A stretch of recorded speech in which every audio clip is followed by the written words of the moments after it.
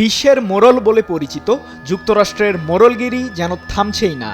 একের পর এক দেশের বিরুদ্ধে নিষেধাজ্ঞা দিয়েই চলেছে জো বাইডেন প্রশাসন। এবার পরমাণু শক্তিশালী দেশ পাকিস্তানের ওপর নতুন নিষেধাজ্ঞা দিয়েছে যুক্তরাষ্ট্র। এবার দেশটির দূরপাল্লার ব্যালিস্টিক ক্ষেপণাস্ত্র কর্মসূচির ওপর নিষেধাজ্ঞা দিল মার্কিন প্রেসিডেন্ট জো বাইডেন প্রশাসন। এছাড়াও এই কর্মসূচির তদারকিতে থাকা রাষ্ট্র মালিকানাধীন প্রতিরক্ষা সংস্থাও নিষেধাজ্ঞার আওতায় রয়েছে। 18 ডিসেম্বর যুক্তরাষ্ট্রের পররাষ্ট্র মন্ত্রণালয়ের মুখপাত্র ম্যাথিউ মিলার এক বিবৃতিতে এই নিষেধাজ্ঞার বিষয়টি জানান। 19 ডিসেম্বর এক প্রতিবেদনে বিষয়টি নিশ্চিত করেছে বার্তা সংস্থা রয়টার্স।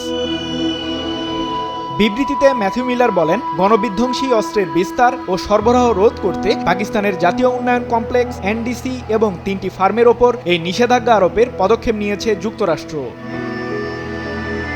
মার্কিন পররাষ্ট্র মন্ত্রণালয়ের দাবি, পাকিস্তানের রাজধানী ইসলামাবাদ ভিত্তিক সংস্থা এনডিসি দেশটির দূরপাল্লার ব্যালিস্টিক ক্ষেপণাস্ত্র কর্মসূচি ও ক্ষেপণাস্ত্র পরীক্ষার সরঞ্জাম সংগ্রহের চেষ্টা করেছে। প্রতিরক্ষা সংস্থাটি পাকিস্তানের শাহিন সিরিজের ক্ষেপণাস্ত্র সহ ব্যালিস্টিক ক্ষেপণাস্ত্র কর্মসূচি উন্নয়নে কাজ করে।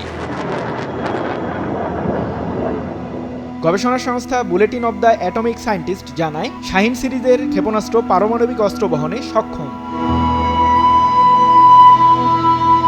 মার্কিন নিষেধাজ্ঞায় পড়ায় যুক্তরাষ্ট্রে এসব সংস্থার কোনো সম্পত্তি থাকলে তা জব্দ করতে পারবে জো বাইডেন প্রশাসন। পাশাপাশি মার্কিনীদের সাথে কোনো ব্যবসাও করতে পারবে না নিষেধাজ্ঞার আওতায় থাকা সংস্থাগুলো। যুক্তরাষ্ট্রের নিষেধাজ্ঞা আরোপের পদক্ষেপকে দুর্ভাগ্যজনক ও পক্ষপাতমূলক বলে মন্তব্য করেছে পাকিস্তানের পররাষ্ট্র মন্ত্রণালয়। দেশটির দাবি, এমন নিষেধাজ্ঞার ফলে আঞ্চলিক স্থিতিশীলতা বিঘ্নিত হবে। 1998 সালে পাকিস্তান বিশ্বের 7ম দেশ হিসেবে প্রথম পারমাণবিক অস্ত্রের সফল পরীক্ষা চালায়। দেশটির পরমাণু অস্ত্র ভাণ্ডারে প্রায় 170টি ওয়ারহেড রয়েছে। তবে পাকিস্তান পারমাণবিক অস্ত্র বিস্তার রোধে আন্তর্জাতিক চুক্তি এনপিটি সই করতে অস্বীকৃতি জানায়। এই চুক্তি পারমাণবিক অস্ত্র বিস্তার রোধে আন্তর্জাতিক ব্যবস্থার ভিত্তি। সৃজন মাহমুদ, নিউজ 24।